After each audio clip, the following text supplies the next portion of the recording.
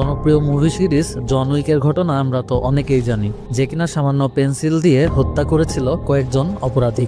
জন উইকের ঘটনা ফিকশন হলেও আজকে আলোচনা করব এমন একজন মানুষকে নিয়ে, যিনি সত্যি সত্যি সামান্য পেন নাইফ দিয়ে ছুরিকাঘাত করেছিলেন ক্যাথলিক চার্চের একজন কর্মীকে। ইতালির প্রিডাপিও নামক শহরে 1883 সালের জুলাই মাসে ছেলেটি একটি দরিদ্র কামার পরিবারে জন্মগ্রহণ করে। ছোটবেলা থেকে চঞ্চল এবং অবাধ্য এই ছেলেটির কর্মকাণ্ডে অতিষ্ঠ হয়ে তার পরিবার বাধ্য হয়ে তাকে একটি বোর্ডিং স্কুলে ভর্তি করেন। সেই বোর্ডিং স্কুলটি একটি রোমান ক্যাথলিক ধর্মীয় সংগঠনের আওতায় পরিচালিত হতো এবং সেখানেই ছেলেটি একটি পেন নাইফ দিয়ে ছুরিকাঘাত করে বসে সেই সংগঠনের একজন কর্মীকে। এতক্ষণ যে ছেলেটিকে নিয়ে কথা বলছিলাম তিনি আর কেউ নন, ইতিহাসের কুখ্যাত এবং ইতালির বিখ্যাত স্বৈরশাসক বেনিতো মুসোলিনি।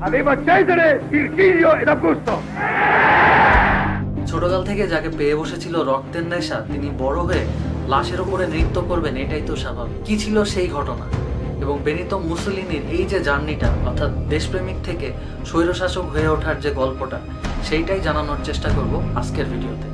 আমি চৌধুরী আদনান, আপনারা দেখছেন। মুসোলিনি ভীষণ একরোখা হলেও অনেক মেধাবী ছিলেন।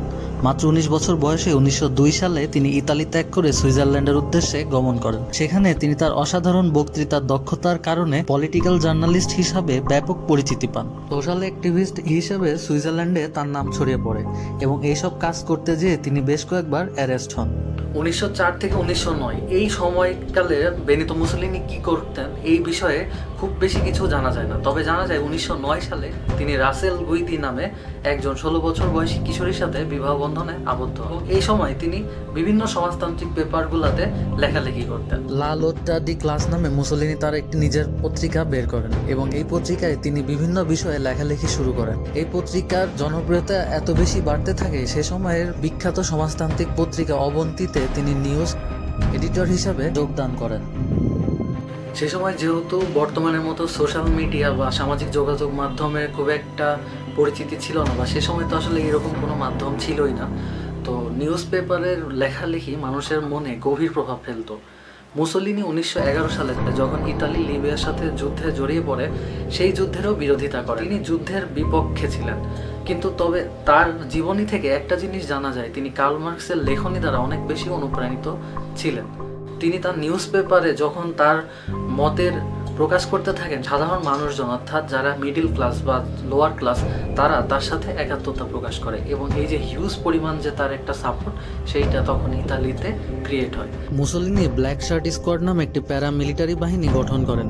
এই বাহিনীর প্রতি বিভিন্ন সময় বিভিন্ন রকম অভিযোগ ছিল, বিশেষ করে মুসোলিনির মতের বিরোধী হলেই তাদের প্রতি এই ব্ল্যাক শার্ট স্কোয়াড বাহিনীর নিপীড়ন নেমে আসতো। 1922 সালের 27 এবং 28 অক্টোবর মুসোলিনি তার এই বিশাল বিখ্যাত ব্ল্যাক শার্ট স্কোয়াড নিয়ে ইতালি অভিমুখে যাত্রা শুরু করেন। দেশের রাজনৈতিক পরিস্থিতির অস্থিরতার সুযোগ নিয়ে তিনি তৎকালীন প্রধানমন্ত্রী লুইগি ফ্যাক্টাকে অপসারণ করতে সমর্থ হন। তৎকালীন ইতালির রাজা কিং ভিক্টর এমানুয়েলের সাথে পরামর্শক্রমে তিনি পরবর্তীতে নির্বাচিত হন প্রধানমন্ত্রী হিসাবে এবং এরপর থেকে শুরু হয় বেনিতো মুসোলিনির রাজত্ব।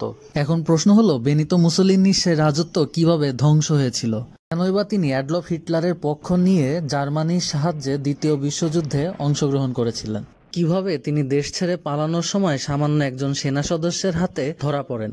এই সব কিছু নিয়েই আলোচনা করব আমাদের পরবর্তী ভিডিওতে। আমাদের ভিডিওটি যদি ভালো লেগে থাকে তাহলে অবশ্যই আমার চ্যানেলটি সাবস্ক্রাইব করবেন আর পরবর্তী ভিডিওর অপেক্ষায় থাকবেন। ধন্যবাদ।